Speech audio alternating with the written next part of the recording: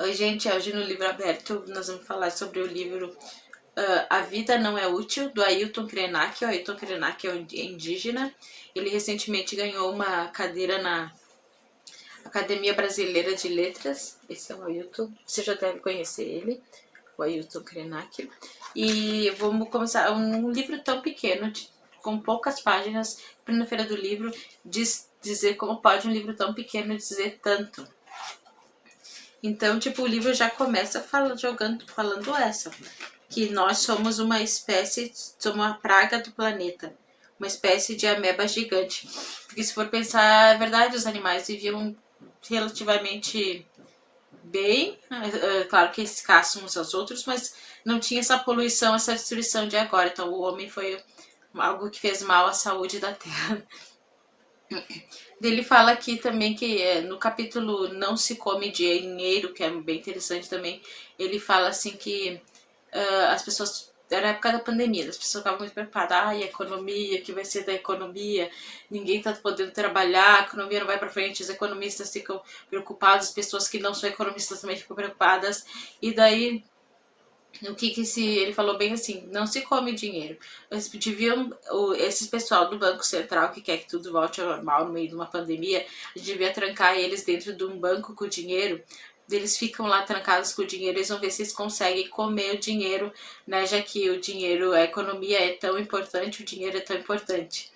Então, aqui ele fala também sobre o progresso que mata, por exemplo, com barragens, com usinas, tipo barragens que deram errado, tipo, a gente lembra de Mariana e de Brumadinho, né, que levaram muitas vidas, né.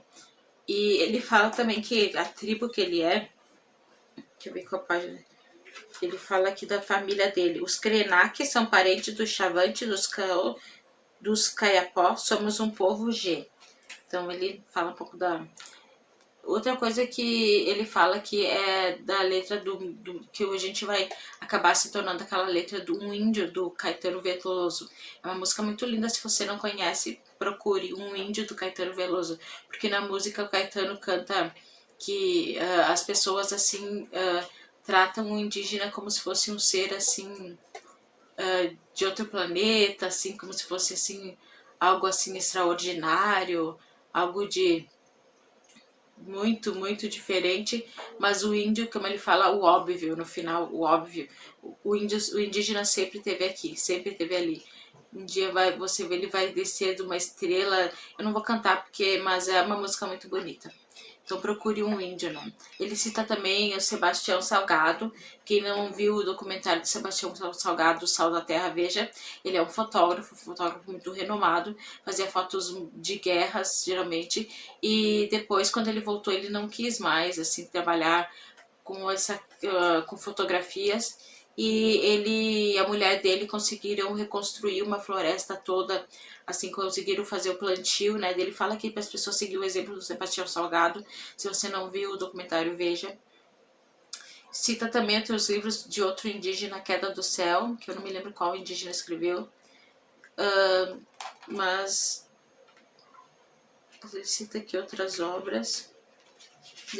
Tem outras coisas que ele cita assim que eu acho bastante interessante, que as pessoas acham que avançaram tanto com as tecnologias que não precisam mais morrer, que elas pensam assim que a tecnologia vai dar vida longa a todos, né? E tipo, outra coisa que ele fala assim é que nós somos piores que a Covid, né? Que a Covid é uma praga, uma doença que mata, mas nós somos piores ainda. E que a Covid, assim, teve uma coisa que a Covid só ataca o ser humano, ela não ataca os animais, tipo os nossos animais, os animais de estimação, os bichinhos, né?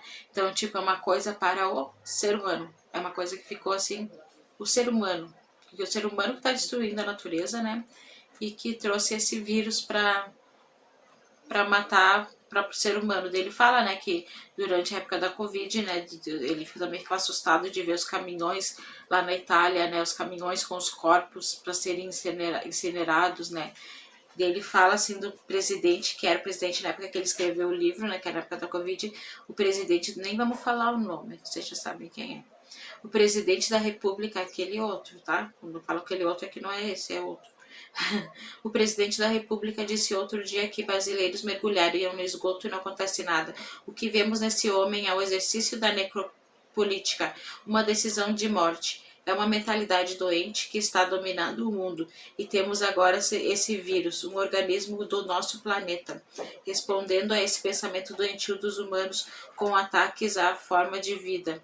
O vírus não mata pássaro, aqui que eu falei, né? Ele não mata a nossa biodiversidade, nem as plantas, né? Mata o ser humano, que é quem está destruindo, né?